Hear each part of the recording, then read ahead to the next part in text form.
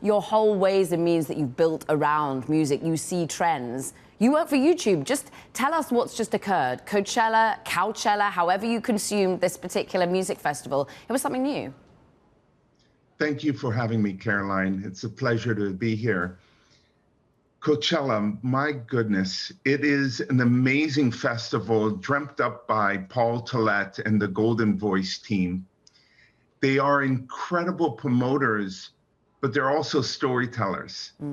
And Coachella is a zeitgeist moment for millions of fans around the world, and it's a lot of fun. Why is YouTube the right way to disperse that zeitgeist? Because we're a global platform and we're focused on our mission is give everybody a voice and show them the world. And boy, have we done that. We have gone from 3 stages where we live stream to 6 stages.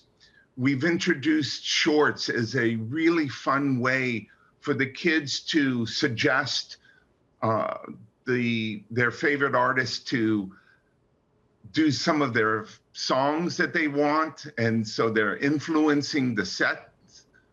They are able to be and create lightweight short form video to explain to the rest of the world that they were there, they were enjoying the experience, whether they were at Coachella or experiencing from their living room. We introduced for this, it's actually the 2nd year where shopping has been an integral part of the experience, where kids are able to buy merchandise and, you know, rock their t-shirts that they were there, that they experienced it. And of course, the production has gotten so much better. And we introduced live chats, and so there's a lot of work that goes into it, but it's been incredibly fun and enjoyable. Tell us about the international focus, because what's interesting about the lineup of Coachella this year was, yes, there were the big American artists, but I'm also thinking Blackpink, I'm thinking Bad Bunny. These are truly international stars. So how much was the viewership coming internationally? Well, over 65% of viewership came from outside of America. And when the fans are able to experience Nigerian Burna Boy, Korean Blackpink, and I don't know if you saw, but Rosalia shut the place down. She's from Spain and was one of the most moving performances. And we had the first Punjabi artist perform, and they're celebrating in India the fact that they have an Indian Punjabi artist on Coachella. And it's just fabulous to see. You said there's a lot of work that went in, and you can see that when you're looking at what the 3 million subscribers that are currently viewing the aftermath, watching it afterwards, the amount of, well, high quality production. How does it end up being a revenue generator for YouTube? Well, the advertisers love supporting it. And when the kids are at home, they experience, for example, on the Gorilla set, augmented reality. So they saw a lot of the characters and the creativity of that band. All of this is incredible work because we could actually use all of the muscle that we are building for example, the NFL Sunday Ticket, which is a huge priority for YouTube.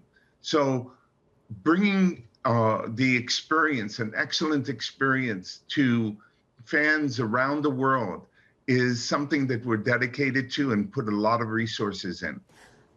With your focus and your awareness of how music evolves, I've got to ask you, when you're thinking about augmented reality, I immediately start thinking, well, artificial intelligence. And at the same time as Coachella was going on, I'm thinking of the furor around a new AI-generated seemingly Drake song that's not Drake. I'm interested in what you think of artificial intelligence, whether it's going to be a headwind or a tailwind for music. Well, the future is upon us. Our boss, Sundar, in 2018 said, we're an AI first company. So AI has been an integral part of Google and YouTube for a very long time. And I believe that this is a tailwind, something that is extremely exciting for the industry. And we're already working with our partners in the industry to figure out what is the right model, what is the responsible way for us to engage with music. And it's a lot of fun. It's fun. Are you nervous? You represent. You work with so much, some of this talent, that is probably nervous. I think it's a lot of excitement because the future is upon us. And the music industry recognizes that back in the day, especially around Napster, that they played purely defense. And now, with some of the great leadership around the music industry, they are thinking about how they play offense, how this benefits artists and songwriters, their companies. And so we're working very closely to be thoughtful and responsible and collaborative. Within your collaboration, you just mentioned the merch, the fact that the consumer, the kids as you call them, I'm sure there's some older generation, able to have exclusive merchandise from their favorite performers while they're live streaming. How did that work out, and how much do you see e-commerce becoming intertwined with YouTube Music? Shopping is a huge priority at YouTube. We have over 100,000 stores that creators and artists have already opened up. This is the second year at Coachella. Business is booming. The artists love it. The promoter loves it. And most importantly, the fans get to tell all their friends that they participated in one of the most important cultural moments of the year. And so it's been just awesome. It's awesome to have. It feels like you're really optimistic around the space. How much do you think Shorts, do you think the ability for YouTube to navigate this moment within the way in which we consume is going to be, for the moment, is going to have, as you say, you're not going to be playing defense, you're going to be playing offense?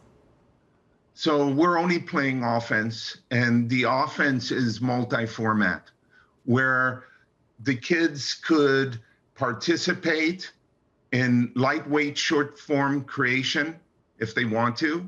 They could go to a VOD. You could see many of the performances that happened in Coachella. You could go to YouTube Main. You could go to YouTube Premium and Music. So our strategy is a multi-format strategy, and we're meeting the fans where they are.